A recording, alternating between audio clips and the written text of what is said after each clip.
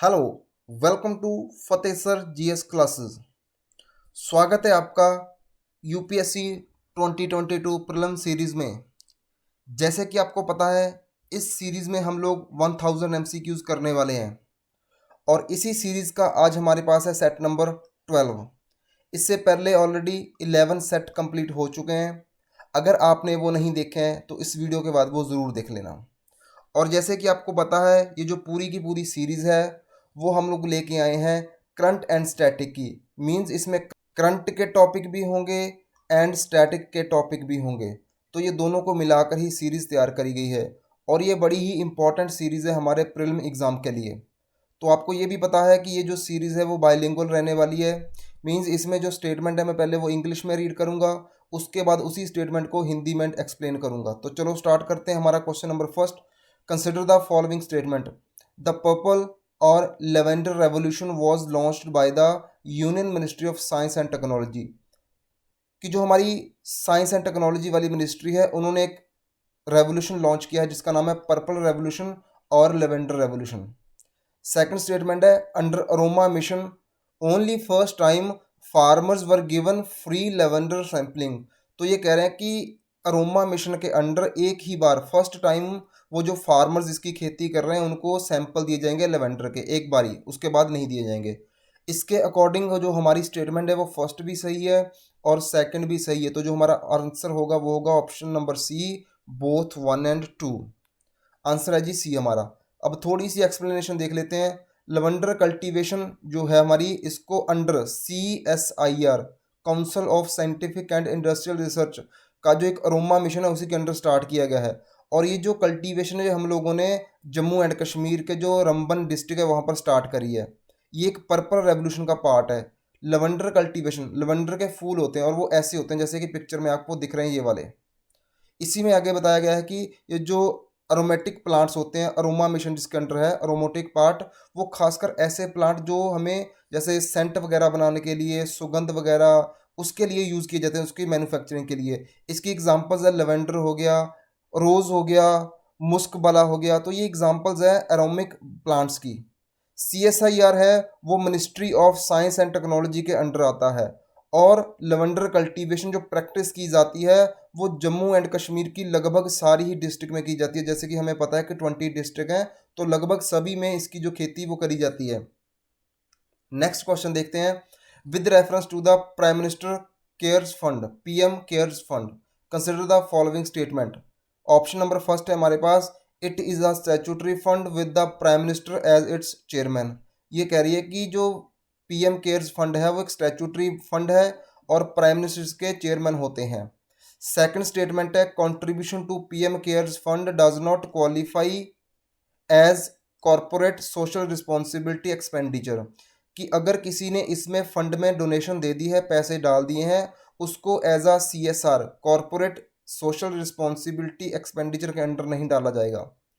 तो first statement भी गलत है, सेकंड भी गलत है। तो हमारा जो ऑप्शन होगा वो होगा डी, नाइदर 1 नॉर 2। अब देखते हैं कि ये दोनों गलत क्यों हैं।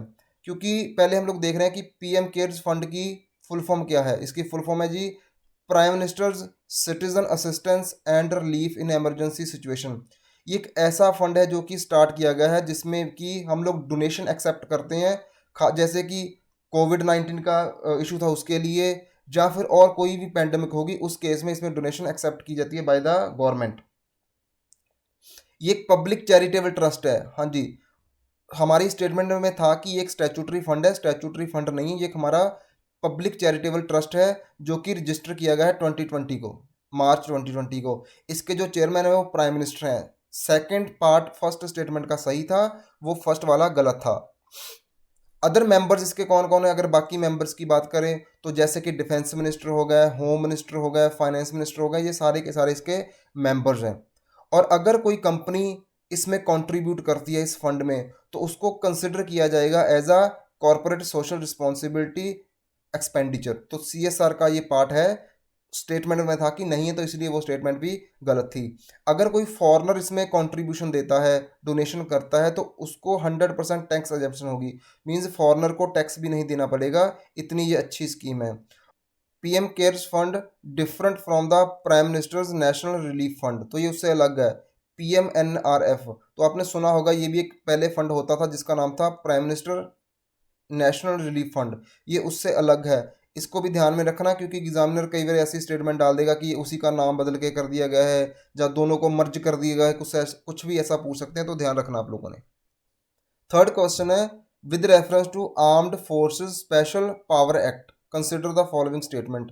ये जो हमारा armed forces special power act है उसके रिगार्डिंग स्टेटमेंट दी गई है। ऑप्शन नंबर फर्स्ट है हमारे पास, it gives unfettered power to the armed forces and central armed police forces deployed in the disturbed area, कि जो भी हमारी आर्म्ड फोर्सेस हैं या फिर सेंट्रल आर्म्ड पुलिस फोर्सेस हैं, जब उनको डिस्टर्ब्ड एरिया में डिप्लॉय किया जाता है तो उनको एक स्पेशल पावर दी जाती है, ये इसमें बताया गया है।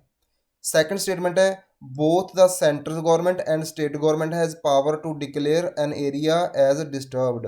भी जो सेंट्रल गवर्नमेंट हो चाहे वो स्टेट गवर्नमेंट हो, दोनों के पास पावर है कि वो किसी भी एरिया को डिस्टर्ब एरिया अनाउंस कर सकती हैं।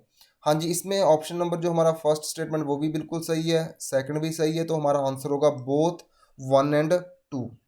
अब देखते हैं जी थोड़ी सी इसकी डिटेल।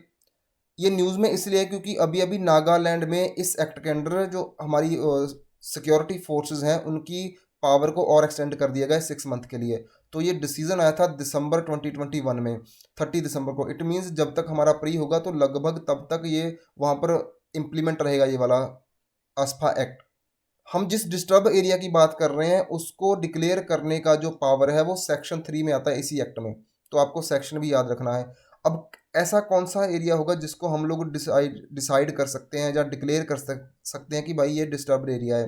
अगर किसी एरिया में डिस्प्यूट चल रहा है between number of different religion, अलग अलग धर्म के लोग लड़ रहे हैं, अलग अलग रेशियल लोग लड़ रहे हैं, मीन्स वो नस्लवाद होती है ना, वो काला गोरा उस बेस पे लड़ रहे हैं, लैंग्वेज के बेस पे लड़ रहे हैं, रिलीजन के बेस पे लड़ रहे हैं, रीजनल ग्रुप के बेस पे लड़ रहे हैं, कास्ट के बेस पे लड़ रहे हैं और कम्युनिटी के बेस पे लड़ रहे हैं। मीन्स अगर कहीं भी कोई ऐसी सिचुएशन है तो उसको हम लोग डिस्टर्ब्ड एरिया अनाउंस कर सकते हैं। अब पर्टिकुलर एरिया को डिस्टर्ब्ड एरिया अनाउंस करने के लिए जो पावर है वो सेंट्रल गवर्नमेंट के पास भी है और स्टेट गवर्नमेंट के पास भी है, और जो एडमिनिस्ट्रेटर होगा किसी यूनियन टेरिटरी का उसके पास भी होती है। और वो जैसे पूरी स्टेट को भी डिक्लेयर कर सकता है और पूरी यूनियन टेरिटरी को भी डिक्लेयर कर सकता है और उसके किसी पार्ट को भी, पर्टिकुलर पार्ट को भी डिस्टर्ब्ड एरिया डिक्लेयर कर सकते हैं।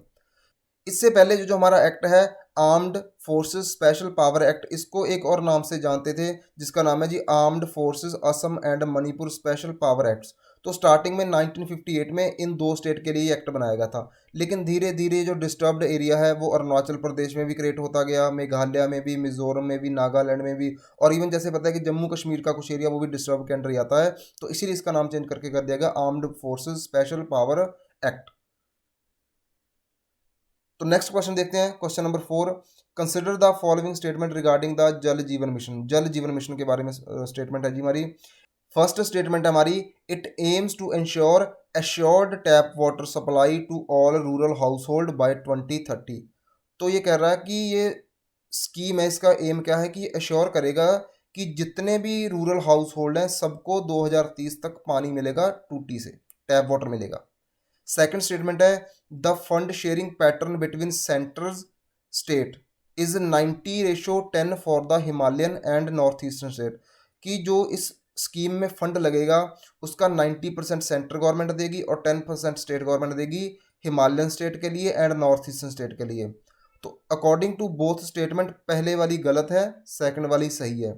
फर्स्ट जो गलत है ना वो सारी गलत नहीं है, उसमें कुछ पार्ट, ये जो 2030 लिखा है ये गलत है, इसमें 2024 सही है। तो चलो इसका फिर भी एक्सप्लेनेशन देखते हैं। तो इसके अकॉर्डिंग हमारा जो आंसर होगा वो होगा option number B, 2 only. Answer है जी बी। अब ये जल जीवन मिशन है, इसके under 55 litre water every person के हिसाब से, फैमिली में जितने भी मेंबर होंगे उस हिसाब से घर को उतना पानी मिलेगा पर डे के हिसाब से। और ये रूरल एरिया के लिए, जो रूरल हाउस होल्ड है उनके लिए स्कीम है, ये भी आपने याद रखना है। और ये जो टारगेट है वो 2024 तक हमको अचीव करना है। इसका फोकस रहेगा integrated demand and supply side management करना, वो भी लोकल लेवल पे। और जो फंडिंग पैटर्न है, जैसे हम लोग देख चुके हैं कि Himalayan state and north eastern state के लिए तो 90:10 है, लेकिन जो बाकी नॉर्मल स्टेट है उनके लिए 50-50 है। जैसे पंजाब, हरियाणा, महाराष्ट्र, ये जो बाकी स्टेट है उसके लिए 50-50 होगा, और जो यूनियन टेरिटरीज है उसके लिए 100% सेंट्रल गवर्नमेंट ही पे करेगी। अब थोड़ा सा देख लेते हैं इसका और भी, ये जो पीआईबी की एक पिक्चर लगाई है मैंने कि स्कीम 2024 तक है, will converge with other centre and state government scheme. इस स्कीम में जितनी भी ऑलरेडी पुरानी सेंट्रल गवर्नमेंट की और स्टेट गवर्नमेंट की इससे रिलेटेड वाटर से रिलेटेड स्कीम है उसको कन्वर्ज कर दिया जाएगा। और ये क्रिएशन होगा of the local infrastructure for the rain water harvesting, ground water recharge and management of household waste water for use in agriculture. तो इसी स्कीम के अंडर हम लोग इंफ्रास्ट्रक्चर भी क्रिएट करेंगे जिससे कि हम लोग रेन वाटर हार्वेस्टिंग कर सकें, ग्राउंड वाटर रिचार्ज कर सकें, और जो भी वेस्ट वाटर होता है घरों का उसको मैनेजमेंट करें उसकी, और उसको खेती के लिए यूज़ करें। और ये हम लोग देख चुके हैं, ये एक integrated demand and supply management scheme है जो कि हम लोग लोकल लेवल पे करेंगे। तो ध्यान से ये इसके टारगेट देख लेना। आगे चलते हैं, थोड़ा सा और इस स्कीम के बारे में देखते हैं। सेंट्रल गवर्नमेंट ने रिसेंटली कुछ नई ऑपरेशन गाइडलाइंस इशू करी गई हैं। इसी में बताया गया है कि ये और कुछ जो ऐसे इंस्टीट्यूशनल अरेंजमेंट है, सेंटर लेवल पे अलग हैं, स्टेट लेवल पे अलग हैं, डिस्ट्रिक्ट लेवल पे अलग हैं, विलेज लेवल पे अलग हैं। तो जो सेंट्रल लेवल पे उसका नाम है नेशनल जल जीवन मिशन, स्टेट लेवल के जो स्टेट लेवल पे उसका नाम है state water and sanitation mission, district level पे है उसका नाम है जी district water and sanitation mission, and जो विलेज लेवल पे उसका नाम है विलेज वाटर सैनिटेशन कमेटीज। ऐसे ही विलेज एक्शन प्लान भी बनाए गए गांव के लिए, जो हमारे विलेजेस हैं उसके लिए विलेज एक्शन प्लान बनाए गए। उसके अंडर 3 कंपोनेंट्स हैं। एक तो फर्स्ट कंपोनेंट की वाटर सोर्स है जो उसकी मेंटेनेंस करनी है, वाटर सोर्स को केयर करनी है और उसकी मेंटेनेंस करनी है। सेकंड है वाटर सप्लाई, एंड थर्ड है जो भी डोमेस्टिक वेस्ट वाटर उसको रीयूज करना है जिसको कहते हैं ग्रे वाटर मैनेजमेंट। आगे चलते हैं जी, question number 5, consider the following statement.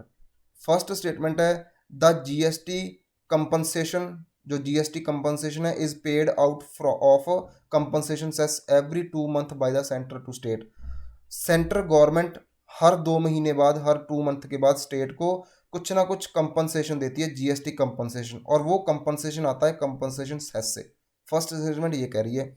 Second statement है the tax payer who have opted for the GST composition scheme. एक जीएसटी कंपोजिशन स्कीम है, ये उन लोगों के लिए है जैसे कोई बिजनेसमैन है जो एक पर्टिकुलर अमाउंट से नीचे आता है, तो उसको ये नहीं बताया जाता कि आपने किस प्रोडक्ट पे कितना जीएसटी पे करना है, उसके लिए एक ओवरऑल जीएसटी डिसाइड कर दिया जाता है कि भाई इस रेट से आप पे करते रहना। ऐसे टैक्स पेयर हैं वो लाइबल नहीं है कलेक्ट करने के लिए और रिमिट करने के लिए जीएसटी कंपनसेशन, तो उनके लिए ये जरूरी नहीं कि वो भी इसको कलेक्ट करे और इसमें रिमिट करे। तो दोनों की दोनों स्टेटमेंट बिल्कुल सही है, और जो हमारा आंसर है वो है option number C, both 1 and 2. Many states have demand that GST compensation cess regime for be extended for another 5 years. तो ये जो काफ़ी सारी स्टेट है वो डिमांड कर रही है कि भाई ये जो जीएसटी कंपनसेशन सेस है इसको 5 साल के लिए और बढ़ा दिया जाए। State are guaranteed compensation for any revenue shortfall below the 14% growth based year 2015-16 for the first 5 year ending 2022। तो इसमें ये बताया गया कि जो स्टेट गवर्नमेंट है उसको ये गारंटी दी गई थी, जब जीएसटी इंप्लीमेंट किया था, ये तब की बात है, उनको गारंटी दी गई थी कि अगर आपके रेवेन्यू में कमी आएगी 14% या उससे ज़्यादा, ठीक है जी, तो आपको 5 सालों के लिए कंपनसेशन दिया जाएगा। GST compensation is paid out of compensation cess. जैसे कि मैंने बताया कि जो जीएसटी कंपनसेशन है ये हम लोग जीएसटी जो सेस है उसमें से देते हैं, every 2 month central government state में गवर्नमेंट को देती है। The compensation cess was specified by GST compensation to state act 2017। एक एक्ट आया था 2017 में जिसका नाम था GST compensation to state act 2017। उसमें ये बताया गया था कि कंपनसेशन सेस लगेगा और ये सेस स्टेट को दिया जाएगा। अब ये जो पैसा है वो इकट्ठा कहाँ से होगा? हम कुछ ऐसी गुड्स हैं जिसको हम लोग डीमेरिट गुड्स काउंट करते हैं। अब जो ऐसी डीमेरिट गुड्स हैं जैसे कि पैन मसाला हो गया, सिगरेट हो गया, टोबैको हो गया, कोल हो गया, and certain passenger motor vehicle, जैसे जो ज़्यादा लग्जरी कॉस्टली व्हीकल्स हैं उन पे भी ये सेस लगता है। तो उस सेस से पैसा जाएगा हमारे कंपनसेशन सेस में, उसमें से स्टेट गवर्नमेंट को मिलेगा जिनका कि 14% से ज़्यादा शॉर्टफॉल हुआ उनके रेवेन्यू में। तो ये रहा जीएसटी के बारे में।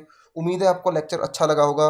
अगर लेक्चर अच्छा लगा है तो प्लीज़ मेरे चैनल को सब्सक्राइब जरूर करना, लाइक करो वीडियो को, शेयर करो वीडियो को, और इन वीडियो के से नोट्स ज़रूर बना लेना, आपके लिए एग्ज़ाम में ये काफ़ी बेनिफिट करेंगे आपको एग्ज़ाम में। ओके जी, thank you, have a good day.